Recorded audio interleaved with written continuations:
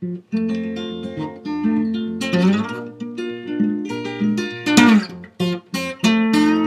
what brought you here today? Because I'm a psychiatric survivor, and I'm just grateful for my life. I'm grateful to be free from the influence of psychiatry and psych drugs. It's doing great harm, and I want people to become aware of that. And also because I'm inspired by the work of others who are trying to support people who go through that process of trying to extricate themselves from psychiatry. My personal experience, obviously, it makes people incredibly less resilient to life's challenges. It cripples them. It makes them childlike and defenseless against handling life. Is that your experience or what happened to you? Yeah, it is. Personal experience, learned a very long and hard way. You excited to be here? I am very excited to be here. Have you done these protests before? No. So how do you feel? How do you feel it's going to go today? It's going to go really well. Really? Yes. How come? I think when any group of people gather quietly and peacefully, they feed off that energy, and that energy feeds the atmosphere in a way that's different. That's how you make change. It's one person affecting another person slowly at a time.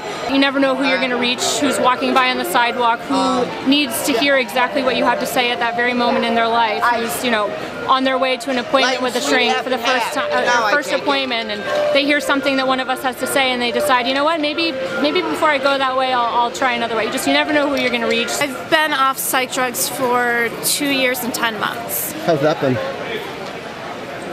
Incredible. Wild. Just fantastic. No hospitalizations or anything?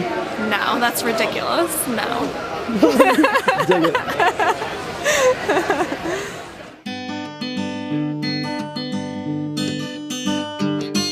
What are you doing? I'll tell you exactly what I'm doing. Okay. We're going to protest the American Psychiatric Association. Why? Because they do some horrible things. Like? I don't know. Well, let me ask you this. You don't know. You have to know if you're protesting them. You can't not know. Well, actually, I'm documenting the protest. I will protest. I'm trying to be neutral. That's fair enough. Fair enough. I'll record you. Wait, here's a pen. You want to record me? Yes, I do.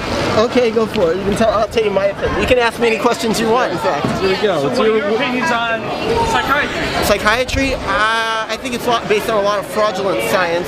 I think they way overprescribe drugs. Yes. I think they don't a lot of times know what they're doing. They give out all these silly diagnoses and a lot of times don't really mean anything. All anyone needs is just someone to talk to. Like, what are we doing now? It's Exactly, we're just having a conversation, right, and it's great.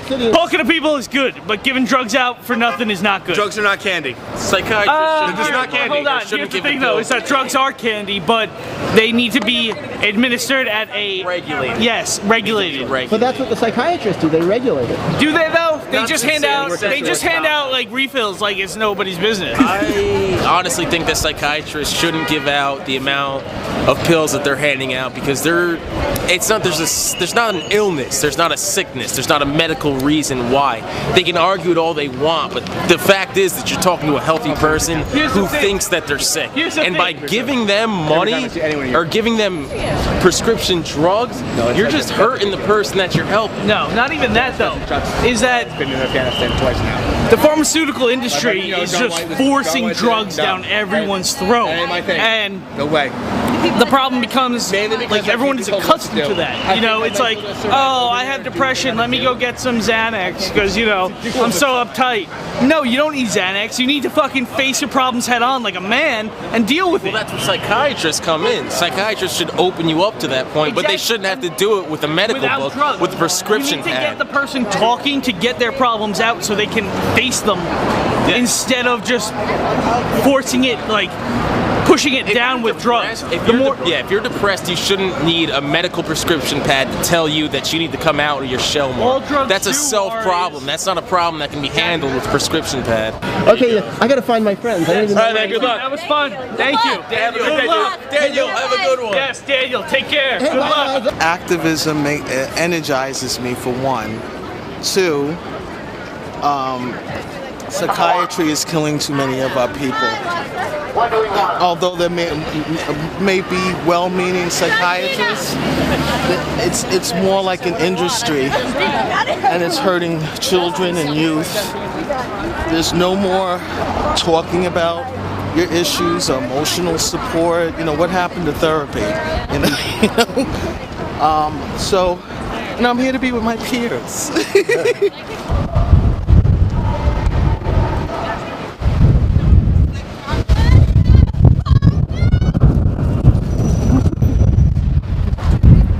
I'm here today because I want to give people who don't have a voice, and I want to be their voice for them.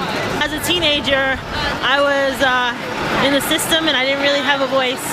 I wasn't treated fairly, and I just feel that we need to give people a voice. 25 years ago today, I organized a similar protest at the APA meeting in New York City. We were only 12 mothers. It was Mother's Day at that time. We were 12 mothers and 1 male.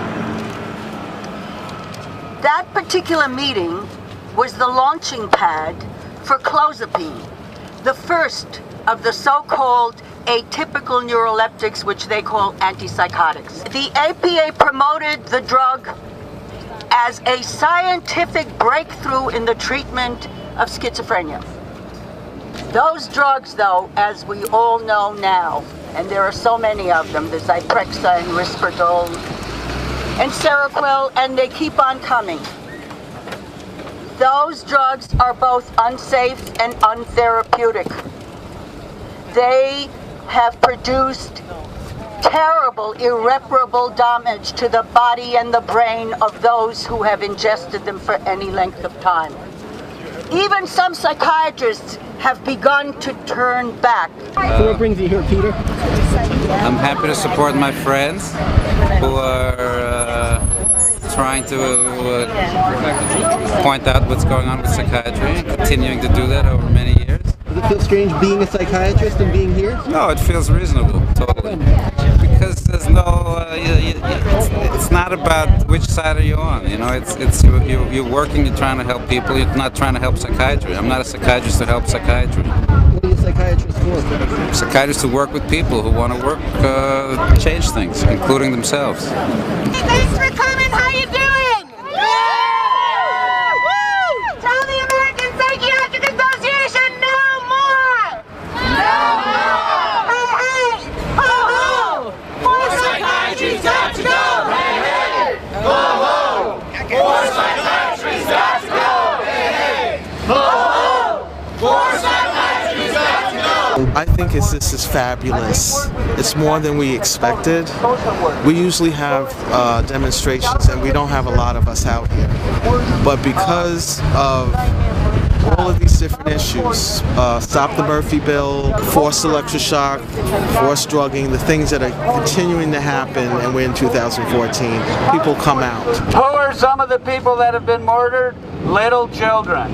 Rebecca Riley, 2 years old when she was started on neuroleptics. I don't call them antipsychotics. They don't have antipsychotic principles for many. Rebecca Riley was started on these drugs when she was 2 and dead by 4. I was hospitalized years ago in the 80s, involuntary commitment.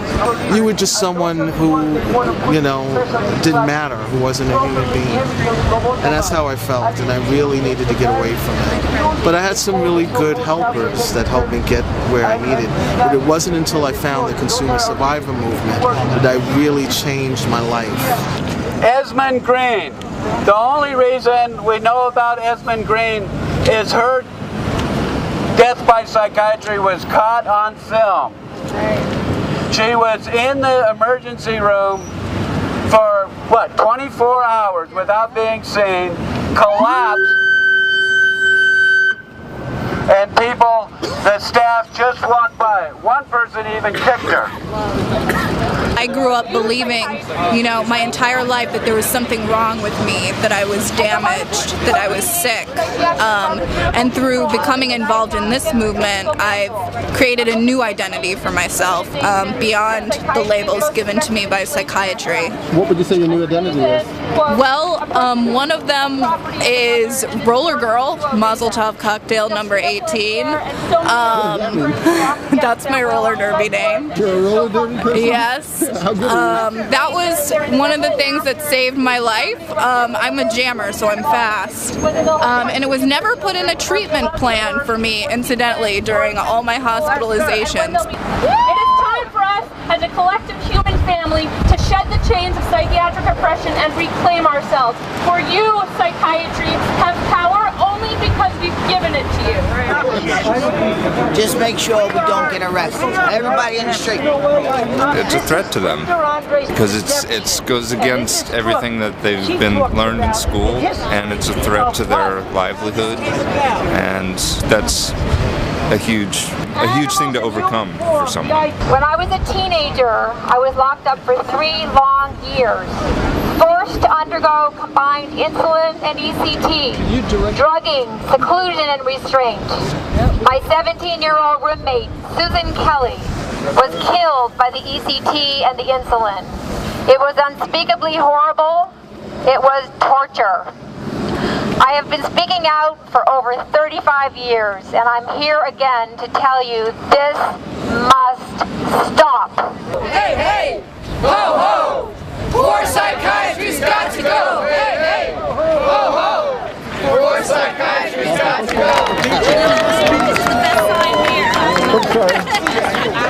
I'm more and more motivated to be a part of getting the word out that psychiatry has some things pretty messed up, needs to change, needs to get its act together, and first do no harm. So what brought you here today? I consider myself an electroshock survivor.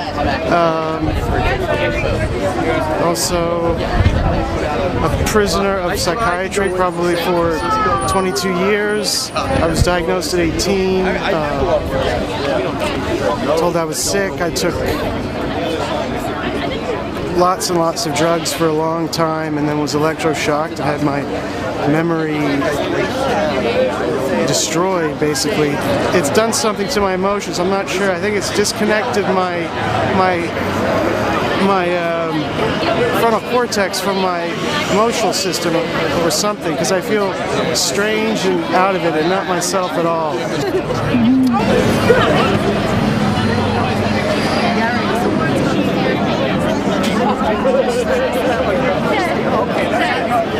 Guys, clear the sidewalk, please. How did you find the protest? I loved it. I am so glad to be here today. It was fabulous.